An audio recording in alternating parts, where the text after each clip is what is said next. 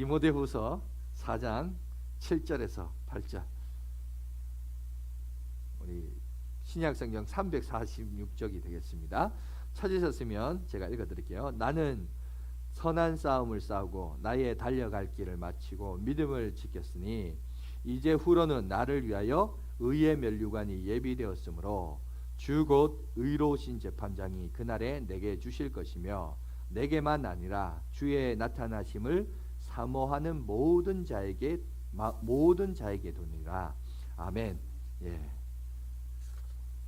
자, 오늘은 주를 향한 사모함이 있습니까? 라는 말씀으로 함께 말씀을 나누도록 하겠습니다.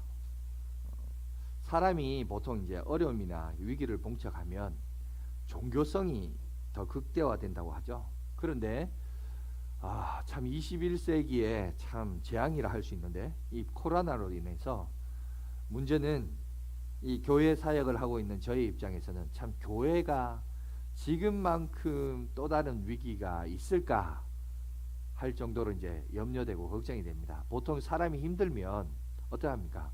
마음과 마음이라도 나눌 수 있어야 되고, 그리고 함께 모여서, 그죠? 마음과 마음을 나누면서 한 마음을 품으면서 함께 기도하고 마음을 같이 하여 그게 힘써야 되는데, 문제는 이 전염병이니까 마음을 하나가 안 된다는 게 이게 이제 문제죠. 그죠? 문제고, 아까도 강조했지만 이건 어쩔 수 없어요. 작게는 개인 혼자 각자가 조금 거기서 범위를 넓히면 이제 가족이 되겠죠. 가족들이 모여서 함께 예배를 드리든지 성경을 읽든지 기도회를 하든지 아니면 들은 말씀을 가지고 나누든지 어떻게든지 여러분 그렇게 우리의 신앙을 지켜가야 된다는 겁니다. 그러면 이게 참 애매해요. 옛날에는 다 같이 와서 인도자에 따라서 예배를 드렸는데 이제는 각자 개인이 알아서 의지를 가지고, 그죠? 열정을 가지고 내가 하나님과 나와의 1대1의 대면의 관계를 내가 주도하여서 해야 된다. 이게 어떤 의미에서 보면 신학적으로 맞는 말이긴 한데 또 다른 어떤 의미에서 보면 영적인 의지라 그럴까요?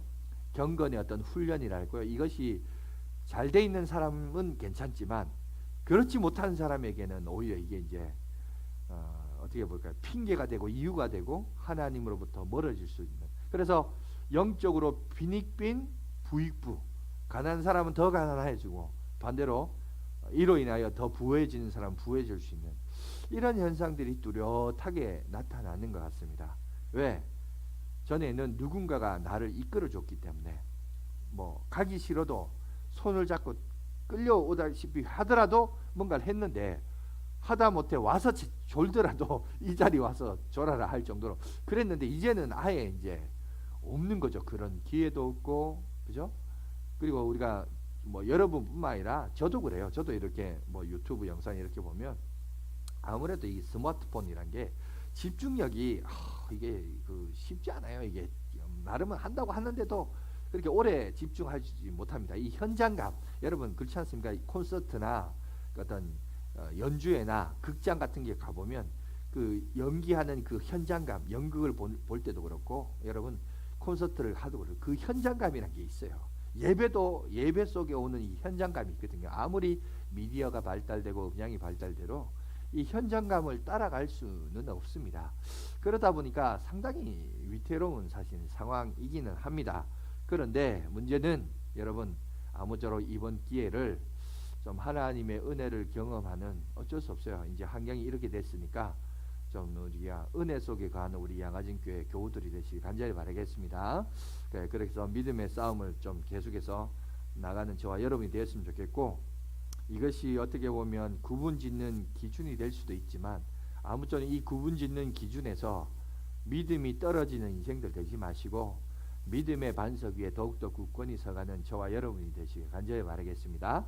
자, 우리 디모데전서 6장 6절에 보면 이런 말씀이 있습니다. 그러나 자족하는 마음이 있으면 경건은 큰 이익이 되느니라 라고 얘기해요.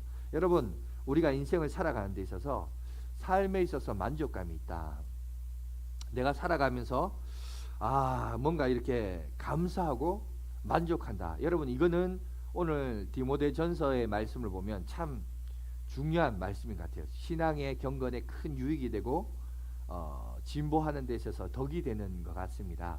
그런데 그것만이 전부가 아니라 여기서 이제 한 걸음 더 들어가 봅시다. 들어가서 뭘 생각하냐면 영적인 부분에 있어서 우리가 한번 생각을 해보자는 거죠. 자, 영적인 부분에 있어서 내가 만족한다. 내가 뭐 이 정도면 되지 않느냐 이렇게 생각한다. 그럴 때 여러분 어떨 것 같습니까? 내가 이 정도 하면 신앙생활 하면 충분하지 않느냐? 여러분 이건 이제 어떻게 생각해요? 제가 이제 목회자로서 저도 그럴 수 있죠. 양아지 교회 지금 코로나 때문에 힘든데 코로나 때문에 힘들지만 그럼에도 불구하고 뭐 노예 보고서에도 제가 그랬었습니다.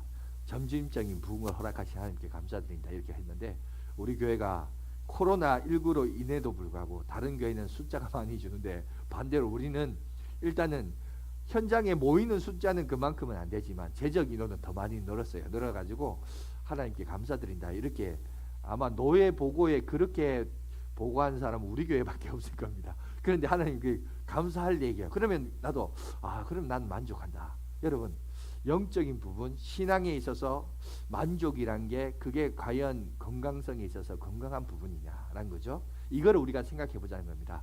여러분 토미 테니라는 다윗의 장막이라는 책을 썼던 저자가 있습니다. 이분이 이런 얘기를 해요. 간절한 매달림이라는 책을 썼는데 PPT 한번 보여주십시오. 거기 보면 그가 이런 얘기합니다. 보이시죠? 제가 한번 읽어드릴게요. 사단의 계략 가운데 하나는 우리에게 만족감을 주는 것이다. 우리가 마치 무언가를 이루었고 어딘가에 다다른 것 같은 만족을 준다. 그러나 그 순간에 우리는 시궁창에 처박히고 만다. 그때 하나님의 임재의 강물은 급속히 마른 바닥을 드러낸다라고 얘기합니다.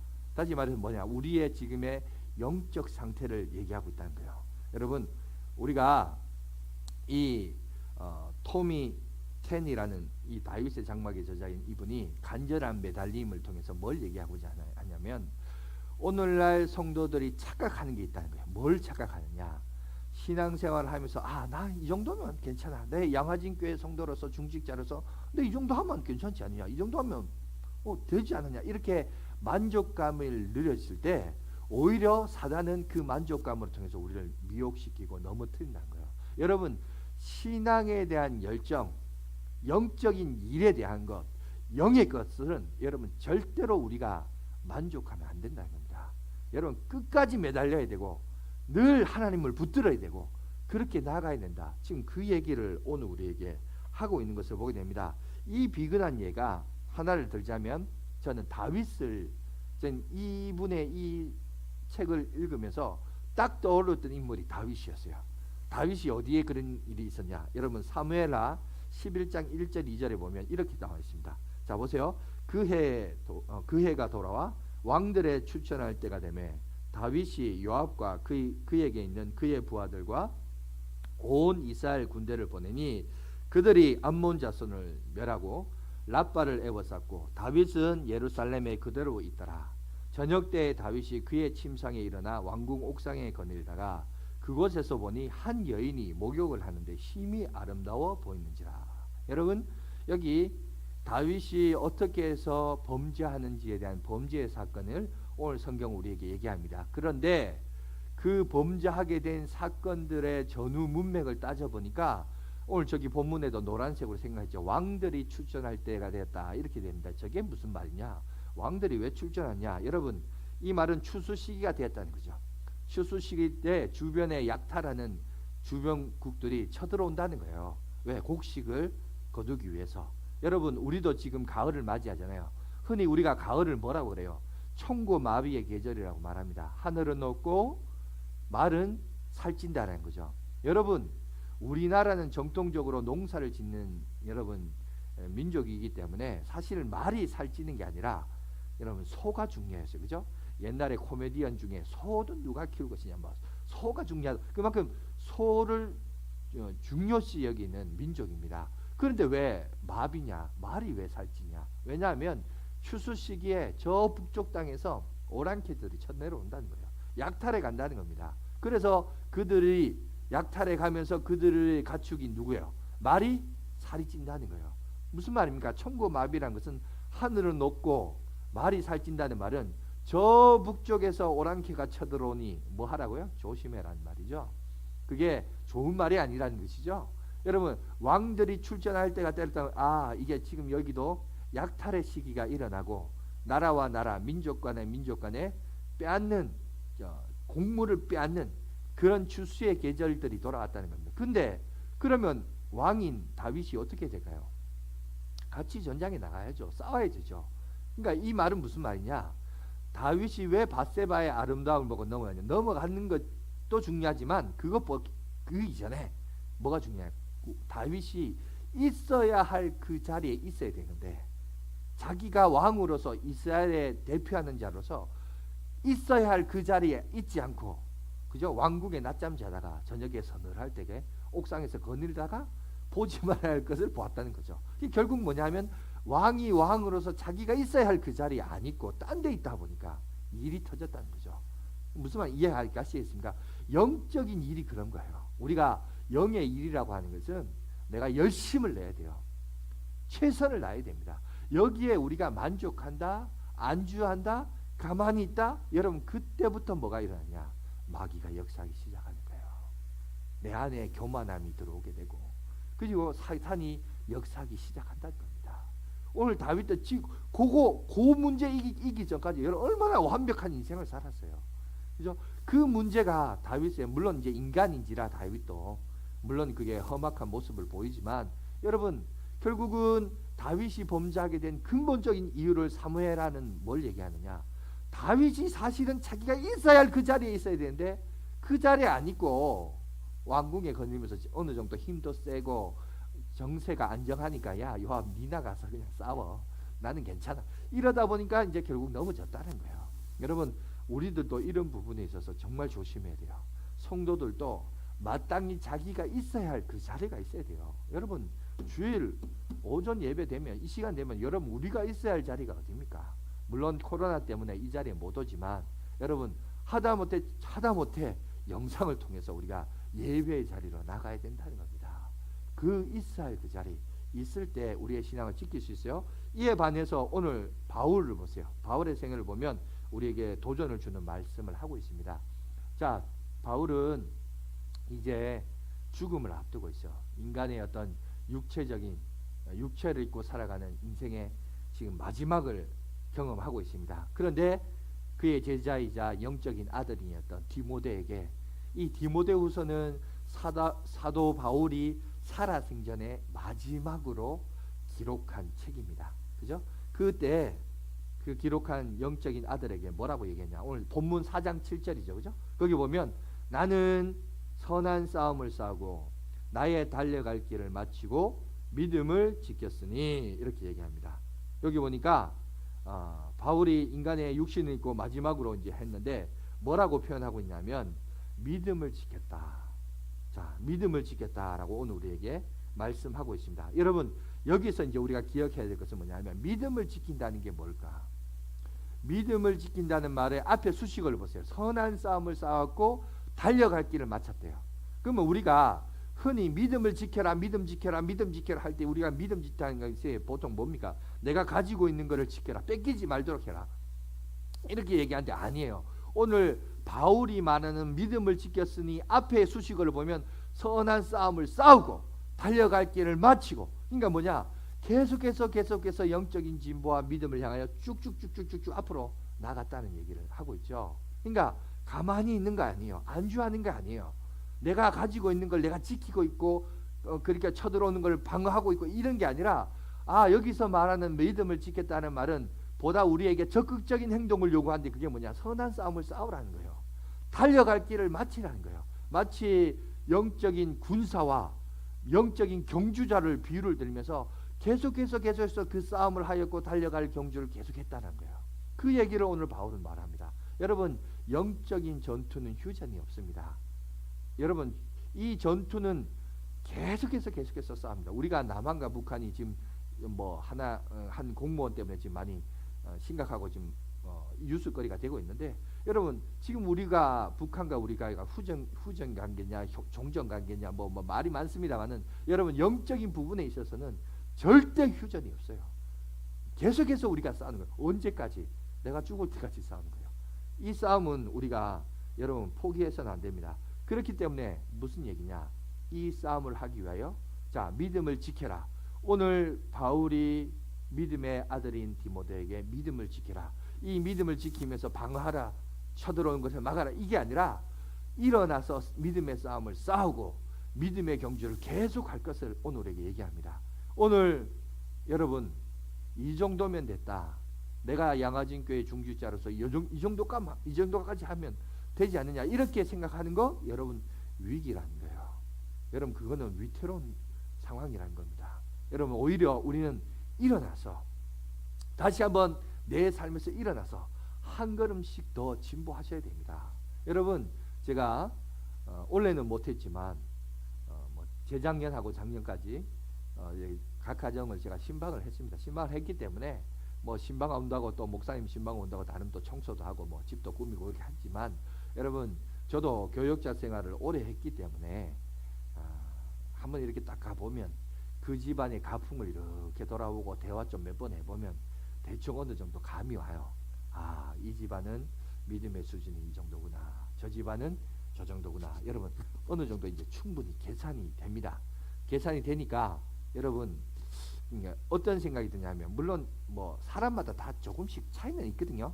차이가 있기 때문에 제가 뭐 어느 정도 수준에까지 올라오세요 이거까지는 제가 할 수는 없어요. 그러나 참, 여러분들에게 정말 부탁드리고 싶은 것은 뭐냐면 지금 여러분들이 하고 있는 지금의 위치에서는 좀 더 각자 한 걸음씩 더 나가야 돼요. 자꾸 나가야 됩니다. 여러분 그거는 여러분뿐만 아니라 저도 마찬가지입니다. 양화진교회 이제 담임 목사 됐다. 교육자로서 어떻게 보면 최종적인 목적 중에 하나가 뭡니까? 담임 목사 되는 거 아니겠어요? 제가 전에도 수요 예배도 잠깐 했는데 영상으로는 가다가 그게 와이파이가 안 돼서 끊겨서 이제 뒷이야기를 이 자리에 오신 분도 들었지만 뒷이야기가 못 들으신 분도 있는데 여러분 이게 담임 목사 되기가 참 요즘 한국 사회에서 참 힘듭니다. 근데 나중에 됐다 이러면 사람이 어떤 마음이 드냐면 안주하고 싶은 마음이 있어요. 그러니까 여기서 머물고 싶은 마음이. 근데 그러면 안 돼요. 그럴수록 더 허리를 쪼이고 코로나19 처음 놀라니까 저도 그렇고 여러분도 아무것도 못했죠. 경제도 갑자기 훅 떨어졌죠. 그러나 이제 어느 정도 이 코로나라는 실체에 대해서 연구도 나오고 분석도 되어 있으니까 여러분 지금의 위치에서 또 내가 할 수 있는 영적인 도모가 있어요. 여기서 우리가 게으르면 안 돼요. 여기서 안주하면 안 돼. 에이 코로나 때문에 목사님 뭐 할 수 있어요? 지금 코로나 때문에 지금 모이면 전염병 일어나고 아무것도 맞습니다. 그거에 대해서 올바른 분석을 하고 해석하는 건 가져야 됩니다. 그러나 그런 해석 위에서 또 우리가 할 수 있는 일들이 있어요. 그죠? 비록 이 자리에 못 모여서 함께 할 수는 없지만 어떻게 하든지 여러분 영상을 통해서든지 자꾸 자기 자신을 영적인 일에 도모를 해야 돼요. 여기에 여러분 안주하면 안 돼요. 안주하면 여러분 그러면 그때부터 마귀의 여러분 꿰매에 빠질 수밖에 없다는 사실을 여러분 기억하시기 바랍니다. 그래서 결국 뭐냐? 이거 하나님 앞에 나가면서 하나님을 경외하는 신앙. 다시 한번 우리 자신을 한번 돌아보는 거예요. 하나님을 믿고 여러분 신앙생활 하고 있는가? 저도 어제 이 말씀을 준비하면서 제가 그 논문을 썼던 또 이제 리포트를 썼던 자료들을 이렇게 돌아봤습니다. 근데 그 자료를 돌아보다가 우리 공진수 교수님이라고 뭐 또 저기 온누리교회 저 부교육자 생활하면서 지금 뭐 담임 목회를 하고 있습니다만은 그분이 이제 썼던 책 중에 예배드림이라는 책이 있더라고요. 그 책을 이렇게 제가 읽고 이제 리포트를 쓴 게 있더라고요. 그래서 제가 한번 이렇게 봤는데 그 책을 읽고 이게 내용을 썼는데 그 속에 이제 그런 말이 있었습니다. 하나님, 언젠가는 예수 그리스도, 하나님 이 단어 하나만으로 내 온몸이 전율을 느끼고 너무 기쁘고 즐거워서 혼자 방 안에 벽을 주님의 얼굴이라 대면하면서 막 찬양하고 박수치고 눈물을 흘리고 감격했던 그런 시절들이 내게 있었는데 언제부턴가 교역자 생활이 1년, 2년, 10년, 20년이 되면서 무미건조하고 그냥 예배는 예배일 뿐이고 정말 예배자로서 하나님을 예배가 뭐예요? 예배는 하나님을 만나고 경험하는 게 예배 아니겠어요? 근데 그런 거는 어디선가 싹 사라져버리고 인간적인 기교, 테크닉, 어떻게 하면 교인들 눈물 쏙 빼게 할까, 감동 흘리게 할까, 이런 것만 계속 연구만 하고, 정작 내가 예배자로서 하나님 앞에 예배드림이 어느덧 나 자신으로부터 사라져 버렸다는 거예요. 여러분, 이거는 저만의 문제입니까? 여러분, 이건 저뿐만 아니라 저와 여러분들의 문제예요. 오늘 교회 신앙생활 오래 했다, 믿음생활 오래 했다, 여러분 예배가 뭘까요? 여러분 이 자리에 나오는 것만 예배가 아니에요. 우리가 삶의 현장에서 하나님과 함께 호흡하고 하나님의 임재를 경험하고 하나님의 그 사람을 경험하는 그때가 바로 예배인 거예요. 그죠? 그런 예배가 점점 사라져요. 사라지기 시작한다고요. 이게 지금 제일 큰 문제라는 겁니다. 이런 부분에 대해서 지금 오늘 우리에게 얘기를 하고 있습니다. 여러분, 이런 부분에 있어서 믿음을 지키고 있는가? 이런 열정을 우리가 나가고 있는가? 여러분, 우리 스스로 한번 돌아봤으면 좋겠습니다. 내가 여호와를 경외함이 있는가? 여러분, 경외한다는 말이 뭐냐면 두려워 떤다는 말이거든요. 옛날에 대제사장들은 하나님 앞에 서는 게 너무나 두려웠어요. 하나님은 너무나 무서운 분이셨어요. 생사화 복을 주장하신 분이라는 걸 명백했기 때문에. 그래서 대제사장이 속죄일 날 여러분 지성소에 들어갈 때마다 여러분 발에 끈을 묶고 들어갑니다. 그 성소에서 제사장들은 그 끈을 하나하나씩 풀어주면서 안에서 이 종소리가 끝에 이제 치마 끝에 이제 종소리가 있는데 이 종이 울려야 되는데 종소리가 안 들리면 대제사장 이름을 부릅니다. 이름도 듣는데 대답도 안 합니다. 그럼 어떻게 할까요? 성소에서 밧줄 잡아 들어가면 자기도 죽으니까 잡아 당겨가서 그 시신을 거두는 거예요. 그러니까 결국 뭐냐면 경외라는 사상이 어디서부터 나냐면 하나님 앞에 설 때 우리가 죽을 수 있다는 거예요. 죽을 수 있으니까 두려움이 오는 거죠. 그래서 경외, 두려워서 섬긴다는 의미가 거기서 나온 거예요. 그러니까 무슨 말이냐? 하나님 앞에 설 때 어떻게 섰느냐? 두려움으로 내가 목숨을 바치면서 내가 이번에 이렇게 섬기고 헌신하다가 예배드리다가 내가 죽을 수 있다. 이런 결단이 아니고는 거기에 지성소에 들어갈 수가 없었던 거죠. 여러분, 오늘날 우리도 마찬가지예요. 물론 우리는 예수 그리스도를 말미암아 지성소와 성소 사이를 그 휘장을 찢어 놓으신 예수 그리스도의 보혈로 말미암아 우리가 은혜를 입었어요. 그리고 담대히 하나님께 나아갈 수 있는 길들을 예수 그리스도를 통해서 허락해 주셨어요. 그런데 그 길을 허락해 주셨다고 그렇다고 우리가 예배를 아무렇게나 드려도 된다? 여러분, 그런 말로 보장하지는 않습니다. 오늘 우리들이 이런 부분에 있어서 과연 예배를 몇 번 드리냐가 중요한 게 아니라 단 한 번을 드리더라도 마음 있고 뜻이 있어서 하나님을 향하여 온전한 예배자로서 우리가 예배자로 나가고 있는지 먼저 우리 자신을 한번 돌아보면서 믿음의 진보를 향하여 계속해서 나가는 저와 여러분들이 되시기 간절히 바라겠습니다. 그리고 두 번째 자세는 그러면 이 영적 성장과 전진을 위해서 여러분 우리들이 가져야 될 두 번째는 뭐냐? 단순히 우리가 결심하고 결단하고 다짐한다고 이게 되느냐? 아닙니다. 안 됩니다. 여러분도 해보셨지만 그게 안 됩니다. 그걸로 되는 게 아니라 더 근원적인 동기가 필요합니다. 그렇다고 막 옆에 사람이 엇박 지르고 압력을 가하고 이렇게 할까요? 여러분, 이것도 한시적이에요. 일시적으로만 있을 뿐이고 안 됩니다. 물론 목사니까 뭐 제자 훈련도 하고 뭡니까 신앙 성장반도 하고 종말론도 들으라 그러고 세가족 교육도 들으라 그러고 교리반도 하겠다 그러지만 여러분 이거는 여러분들의 신앙의 도모를 위한 동기일 뿐이지 그거 끝나면 또 싹 사라지는 게 여러분 우리 인생이에요. 이걸로는 되지 않고 더 여러분 근원적인 의의를 가져야 될 것들이 있습니다. 그게 어디냐? 그게 오늘 8절에 사도 바울이 우리에게 얘기하고 있어요. 여러분 여기 보시면 다 같이 한번 읽어봅시다. 시작. 이제 후로는 나를 위하여 의의 면류관이 예비되었으므로 주 곧 의로우신 재판장이 그날에 내게 주실 것이며 내게만 아니라 주의 나타나심을 사모하는 모든 자에게도니라. 여러분 여기 보면 우리에게 뭘 얘기하느냐? 단순히 오늘 바울이 어떤 상징적으로 문학적으로 나 죽을 때 됐다 이 말이 아니고 진짜 죽어요. 이 책을 쓰고 순교합니다. 죽습니다. 그런데 이 인생의 끝자락에서 오늘 사도 바울이 바라본 게 뭡니까? 그에게 소망이 있었고 뜻이 있었던 것은 바로 의의 면류관이에요. 내 인생은 앞으로 주님 앞에 갈 때 상급이 있는 인생이다.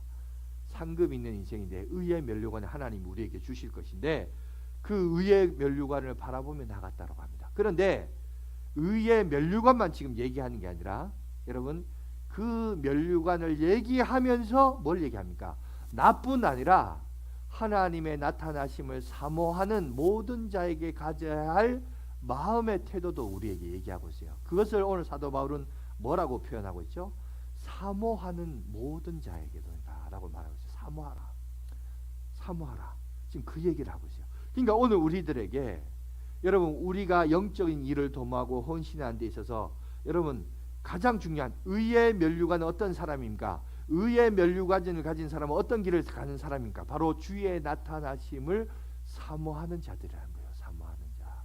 이 사모함이 정말 중요하다는 겁니다. 여러분 아마 여기 이제 총각도 있고 결혼하신 분도 있는데 여러분 결혼하신 분들 지금의 여러분들 배우자를 어떻게 해서 만났고 어떻게 결혼했습니까? 바로 그분을 향한 사모함이 있어서 그런 거 아니에요? 그죠?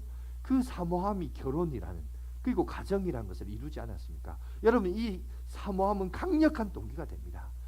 주의 나타나심을 사모하는 것, 예수 그리스도를 사모하는 것, 우리가 믿는 삼위일체 하나님을 사모하는 것, 이것이 정말 중요하다는 겁니다. 여러분 이 사모함이 있을 때 여러분 우리가 하나님의 일을 강력하게 감당할 수 있고 믿음의 전진을 향해 나아갈 수 있다는 겁니다. 그렇다면 먼저 우리 자신을 돌아보면 우리 안에 내 안에 한번 먼저 점검해보고 지켜봐야 될 것이 뭐냐. 과연 나는 주님을 향한 사모함이 있는가. 오늘 이 예배를 드림에 있어서 이 예배를 드렸느냐 안 드렸느냐, 이 자리에 나왔느냐 안 나왔느냐, 영상으로 드리냐 안 드리냐, 그게 중요한 게 아니라 먼저 우리가 점검해야 될 것은 이겁니다. 내가 예수 그리스도에 대한 사모함이 있는가.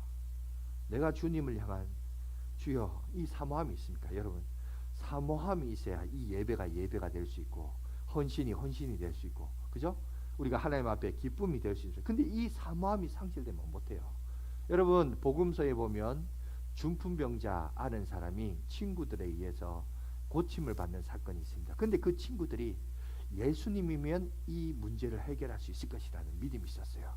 믿음과 열정과 사모함이 있었어요. 그래서 어떤 일을 하죠? 사람들이 너무 많아서 뚫고 지나갈 수가 없어요. 그래서 어떻게 합니까? 지붕으로 올라가서 지붕을 뜯어내는 거예요. 지붕을 뜯어내서 위에서 아래로 내립니다. 예수님 아래로 내려요. 예수님도 깜짝 놀랐을 거예요. 지붕을 뜯어내니까. 여러분 요즘이야 이 콘크리트라 함부로 뜯어낼 수 없지만 옛날엔 그걸 뜯어내서 여러분 주님이면 내 친구 이 중풍병을 고칠 수 있다는 이 사모함과 열정이 그 사람을 변화시킨 거예요. 여러분 우리가 이런 사모함이 있는 거예요. 근데 사모함이 없으면 어떻게 될까요? 별 핑계라는 핑계 다 됩니다. 이유하는 이유 조건을 다 돼요. 그죠? 그래서 요새 한번 보세요. 코로나 얼마나 핑계 되기 좋습니까?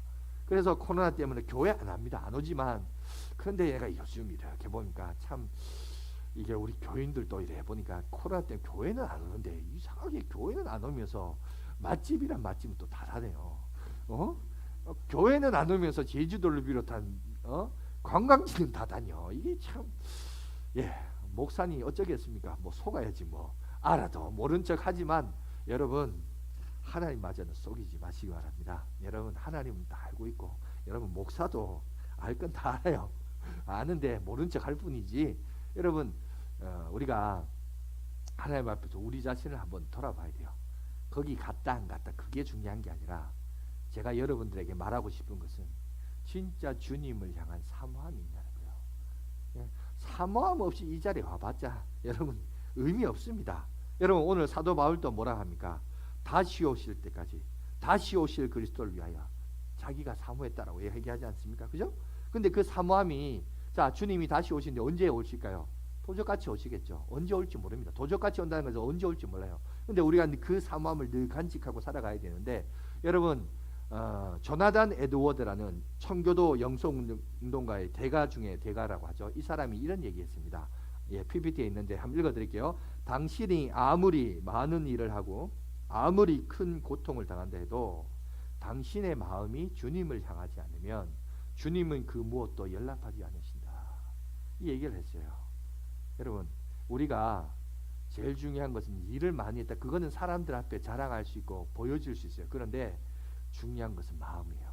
이 마음은 사실 안 보이거든요. 그죠? 사람이 볼 수 없어요. 근데 하나님은 봐요. 그죠?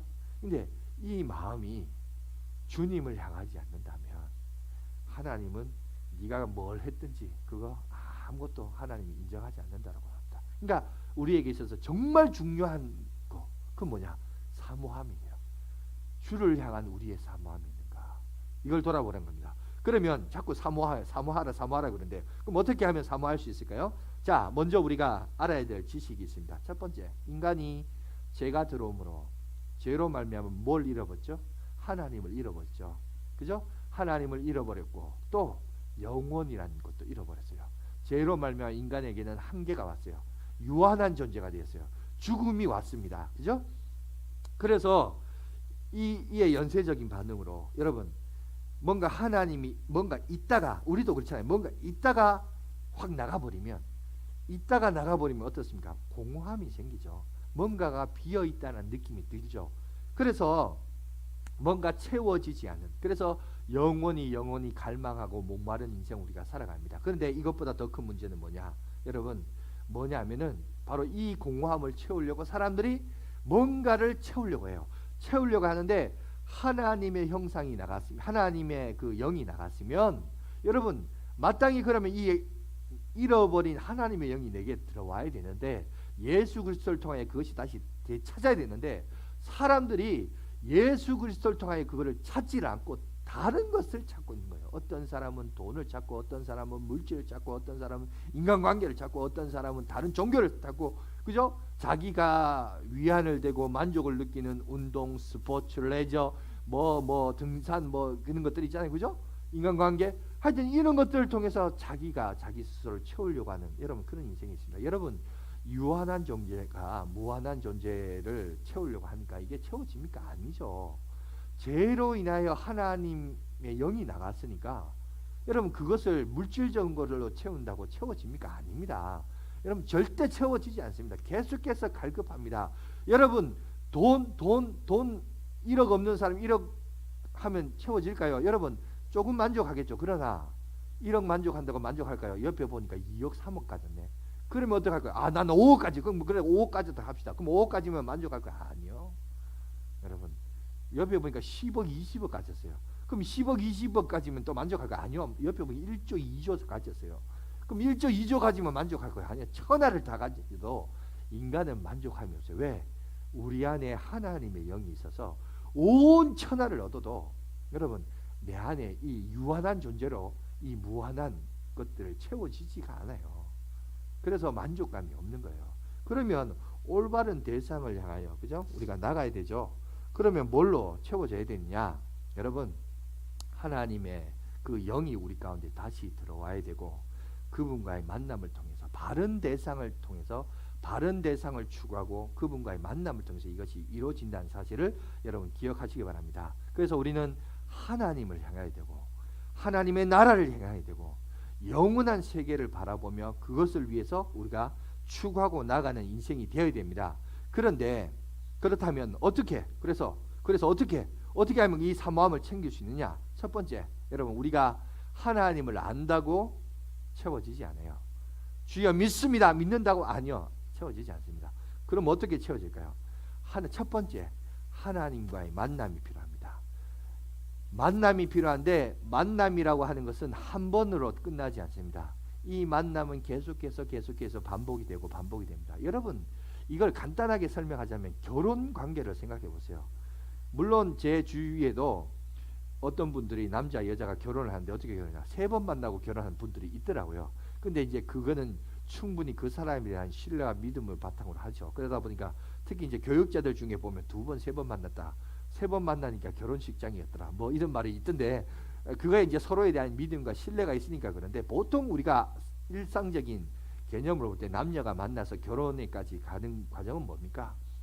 여러분 서로를 알아가죠. 또 같이 하는 시간도 있죠. 여행도 하죠. 또 함께 뭔가 크고 작은 일을 겪죠. 그러면서 그 사람을 알아가는 거 아니겠어요? 그러니까 우리도 주님에 대해서 여러분 기억해야 될 것은 뭐냐면 예수님에 대해서 한 번 안다? 아니요. 그걸로 끝나지 않아요. 주여 믿습니다. 한번 고백한다? 그걸로 끝나지 않아요. 그것이 계속해서 반복적이어야 돼요.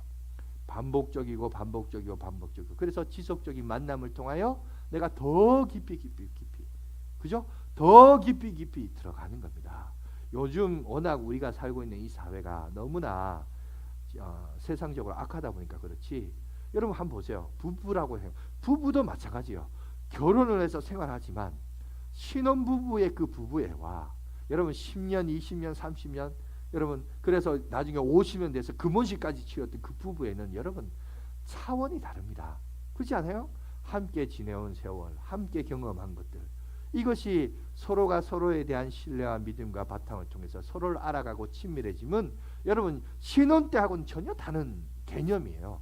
여러분 우리가 이것을 경험해야 될 텐데 하나님과 우리의 관계도 마찬가지라는 겁니다. 계속해서 주님을 알아가려고 하는 이런 수고와 노력이 계속해서 일어나야 된다는 겁니다. 뿐만 아니라 여러분들이 마찬가지입니다. 그래서 여러분들이 하나님을 알아가기 위하여 이 양화진 교회에 나와서 예배를 드립니다. 근데 이 예배를 드릴 때 혹 이제 그럴 수 있어요. 저도 부교육자 시절을 보내봤기 때문에 아는데 제가 한 번씩 제 스스로를 이렇게 합니다. 뭐냐면 의외로 이제 교인들 중에 실제로 그런 말이 있어요. 담임 목사 가까이 오는 사람을 조심해라. 이런 말이 있습니다. 목회자들 세계에서도 그런 얘기 해요. 그래서 그런 말을 왜 할까 보니까 이제 그게 이제 약간 정치적인 색깔이 강할 수 있다는 거죠. 무슨 말이냐면 저 목사한테만 잘 보이면 교회에서 생활하는데 어려움 없다 이런 생각을 하는 사람도 있어요. 근데 여러분 그런 사고를 가진 사람들이 놓치는 게 있어요. 뭘 놓치느냐? 교회는 하나님을 만나러 오는 거지 저를 만나러 오는 거 아니에요. 그죠? 착각하면 안 돼요. 내가 우상이 될 수 있어요. 그래서 담임 목사가 우상이 될 수 있어요. 그럼 착각하면 안 돼요. 분명히 나한테는 예스 그랬는데 딴 사람을 통해서 들었는데 노라고 들려요. 그러면 제가 그 다음부터 그 사람에 대해서 삐딱하게 봅니다. 이 사람 뭐야? 나한테는 뭐든지 다 예스 해놨고 왜 딴 사람한테는 노라고 그래? 그 다음부터는 이 사람 좀 정성으로 제가 안 봅니다. 조금 이제 각도를 이 각도에서 다른 각도로 이렇게 봅니다. 여러분 조심하시기 바랍니다. 여러분 이 목사가 20년 부교육자 생활을 했기 때문에 말이 20년이지 산전수전 다 겪은 사람이에요. 내가 다 알아요. 여러분 어느 정도 패턴을 알고 대화해보면 저 사람이 어느 정도 수준인 거 다 압니다. 제가 모른 척하고 어리한 것처럼 이렇게 보일 뿐이지 여러분 그런 부분에 있어서 여러분 정말 지혜를 가져야 돼요. 여러분에게 정말 부탁드리고 싶은 것은 뭐냐? 교회를 왜 나오느냐? 하나님을 만나러 오는 거예요. 하나님을 경험하는 거예요. 저를 보러 오는 거 아니에요. 그럼 저는 우상이 돼요. 그죠? 저는 여러분들을 하나님 보도록 이끌어가는 인도자지 제가 하나님이 아니라고. 저도 그냥 제 많은 인생일 뿐이에요. 근데 사람들이 자꾸 이상하게 그 담임 목사 그게 뭐라고 그거를 거기에 한번 손 얹어주고 기도해 줄 거에 그냥 감동하는지 모르겠어요. 그런데 중요한 건 여러분 그거 보지 마시고 하나님 보셔야 돼요. 하나님.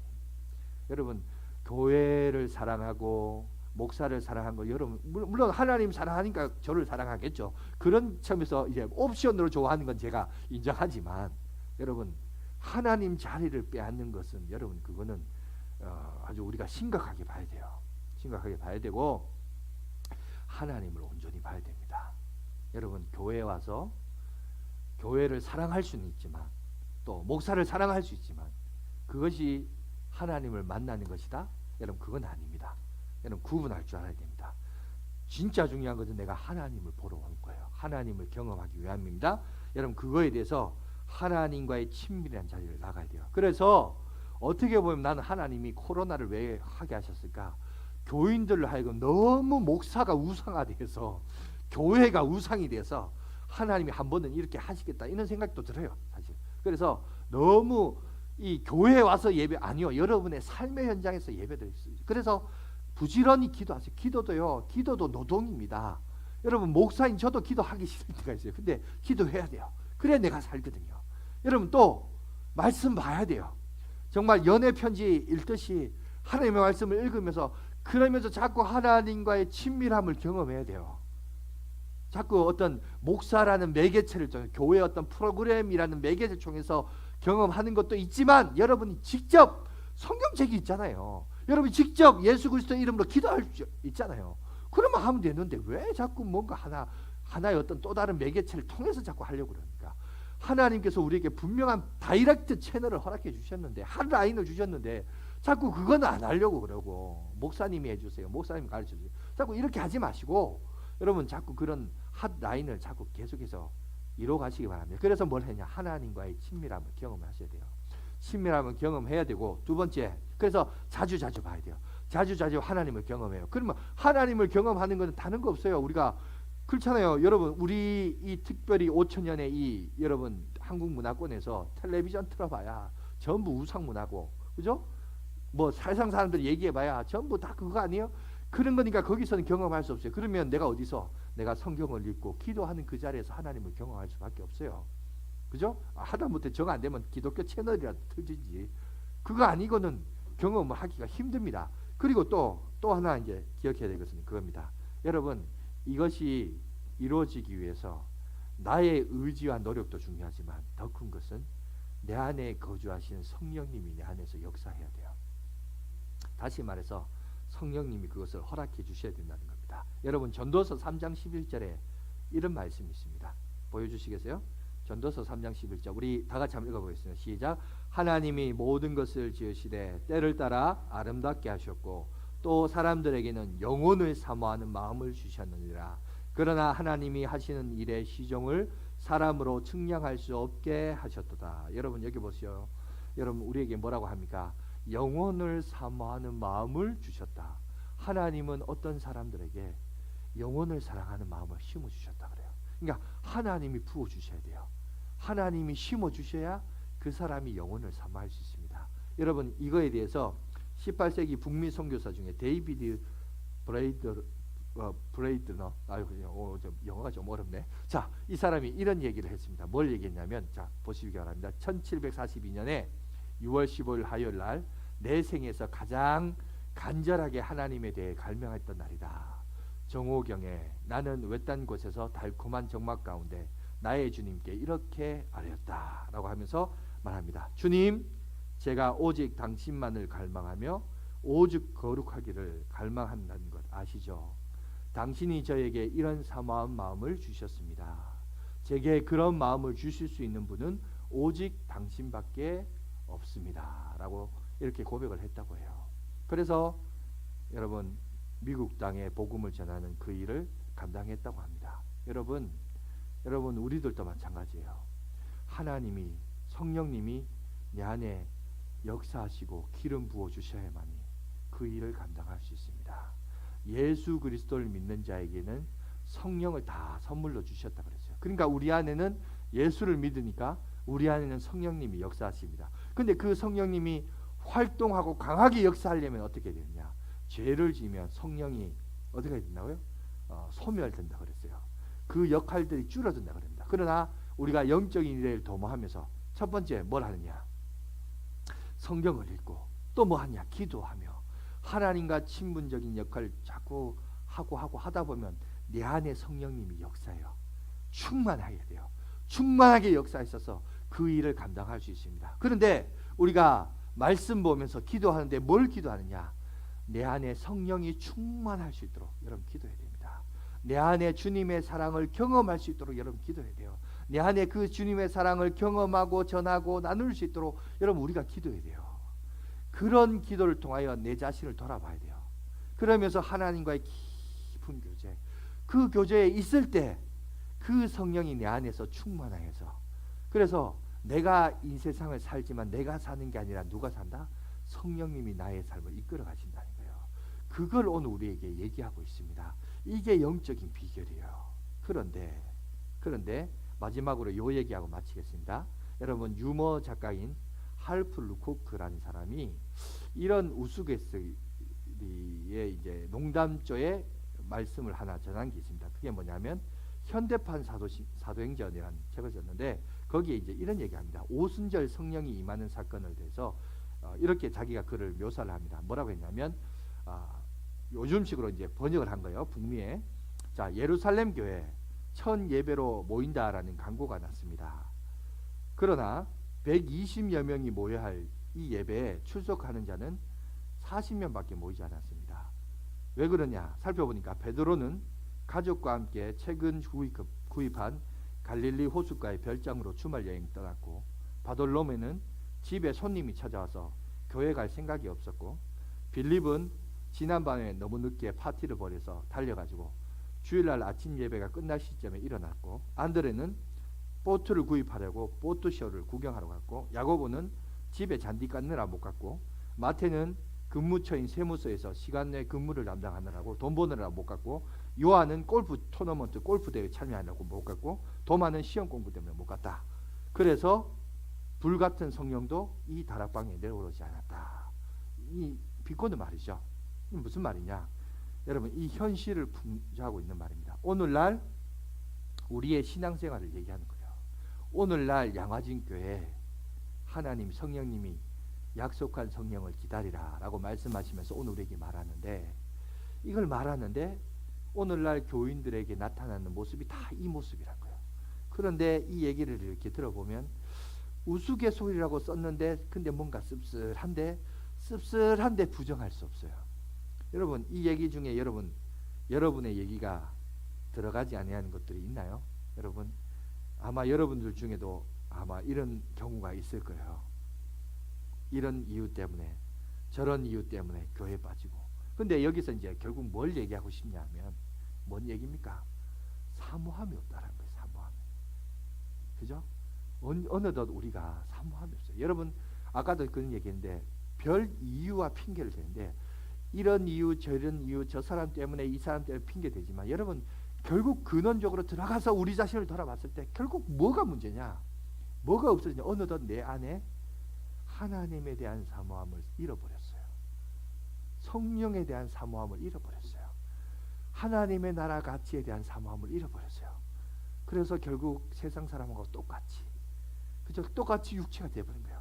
세상 사람들 같이 부동산에 관심 있고, 세상 사람은 똑같이 차 사는 거 관심 있고, 세상 사람은 똑같이 돈 버는 거 관심 있고, 그런 거예요. 그냥 그렇게 사는 거예요.